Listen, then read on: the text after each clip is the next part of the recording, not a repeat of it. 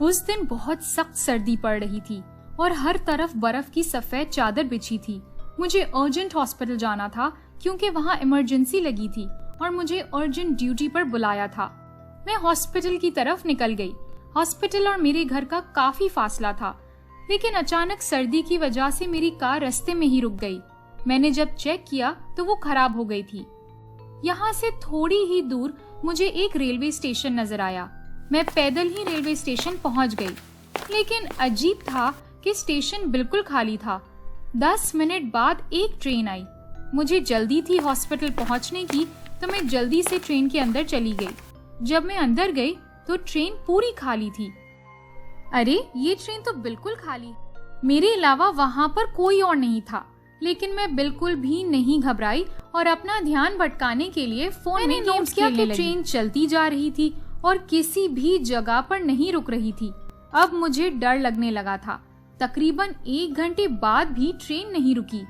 ये रुक क्यों नहीं रही? मुझे ही कुछ करना होगा। लेकिन अचानक वो एक स्टेशन पर रुक गई। मैं जब स्टेशन से बाहर निकली तो ये वही जगह थी जहाँ से मैं ट्रेन में बैठी थी। मुझे एकदम शॉक लगा कि ये कैसे हो सकता है। फिर जब टाइम देखने के लिए मैंने अपना फोन देखा तो वो गायब था। ओहो, मेरा फोन ट्रेन में ही रह गया है। मैं बड़ी हिम्मत करके वापस स्टेशन के अंदर गई। मैंने देखा कि ट्रेन अभी भी प्लेटफॉर्म पर रुकी है। मैं हिम्मत करके ट्रेन के अंदर गई और भाग के सीट पर से अपना फोन पकड़ा। जब मैं ट्रेन से बाहर आने लगी तो अचानक ट्रेन के दरवाजे बंद हो गए और ट्रेन चल पड़ी। मेरी चीखें निकल गई। मैंने ट्रेन रोकने की कोशिश की, लेकिन ट्रेन नहीं रुकी। इसके बाद मैं जब ट्रेन के ड्राइवर के पास पहुंची तो वहां कोई भी नहीं था।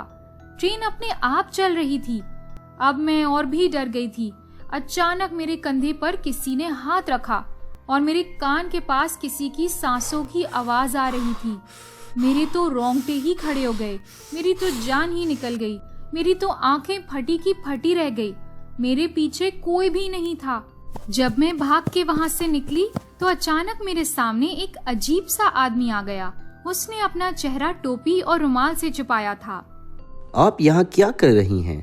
आप कौन हैं? आप यहाँ क्या कर रहे हैं?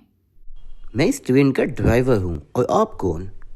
मैं यहाँ पर पैसेंजर हूँ, लेकिन यहाँ पर हमारे सिवाय कोई भी नहीं है। नहीं मैम, आपको कोई गलत फहमी हुई है। ट्रेन तो पूरी पैसेंजर से भरी हुई है, वो देखें। मैंने जब अपने पीछे मुड़ के देखा तो मैं चौंक गई कि ट्रेन में इतने सारे पैसेंजर कहाँ से आए। मैं तो यहाँ पर अकेली थी। मैम प्लीज आप अपनी सीट पर बैठ जाएं। ओके, मैं जाती हूँ। मैं जाके अपनी सीट पर बैठ गई। मैं शॉक में थी कि ऐसा कैसे हो सकता है। थोड़ी देर बाद मेरी नजर ट्रेन के शीशे पर गई। मेरे तो रोंगटे ही खड़े हो गए जब मैंने देखा कि शीशे में कोई भी पैसेंजर नजर नहीं आ रहा था। जब मैंने अपने आसपास देखा तो वहां सब मौजूद थे। मैंने फिर से शीशे में देखा, लेकिन मेरे अलावा वहां पर कोई भी मौजूद नहीं था। मेरी समझ में कुछ नहीं आ रहा था। आपने कौन से स्टेशन पर उतरना है? मैंने दोबारा उनसे पूछा। मैं वॉशरूम के बहाने से ड्राइवर की कैबिनेट में गई। आप फिर यहाँ पर क्या कर रही हैं? कुछ नहीं, मैं तो बस वॉशरूम जा रही थी। ओके ठीक है। मैंने ड्राइवर के साथ वाला शीशा देखा तो मैं हैरान थी कि बाकी सबकी तरह ड्राइवर भी नजर नहीं आ रहा था। मैं चुप करके वहां से चली गई। मैं वॉशरूम में जाके अपना फोन यूज किया और नेट पर ट्रेन को ट्रैक करने के लिए ट्रेन का नंबर डाला।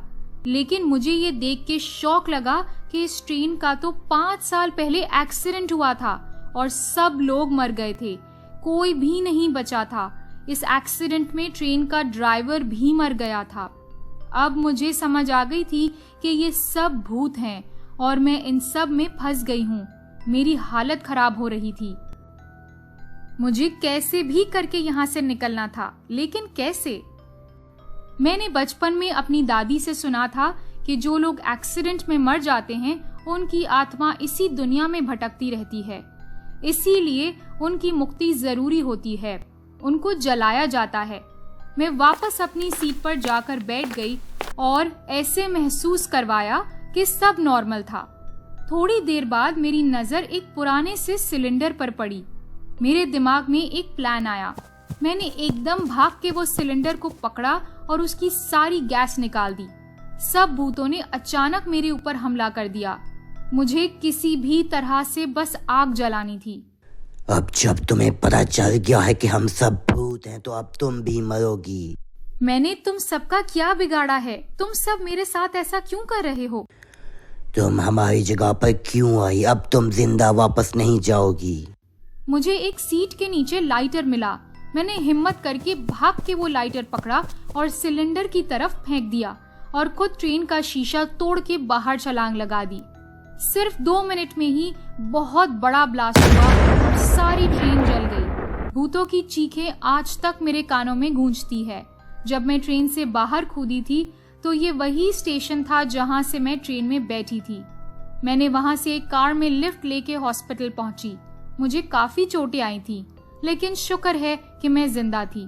थोड़े दिनों बाद मैंने अपनी ड्यूटी फिर से ज्वाइन कर ली और नॉर्मल लाइफ में वापस आ गई और उस वाकये को एक बुरे सपने की तरह भूल गई और किसी को भी इसका नहीं बताया।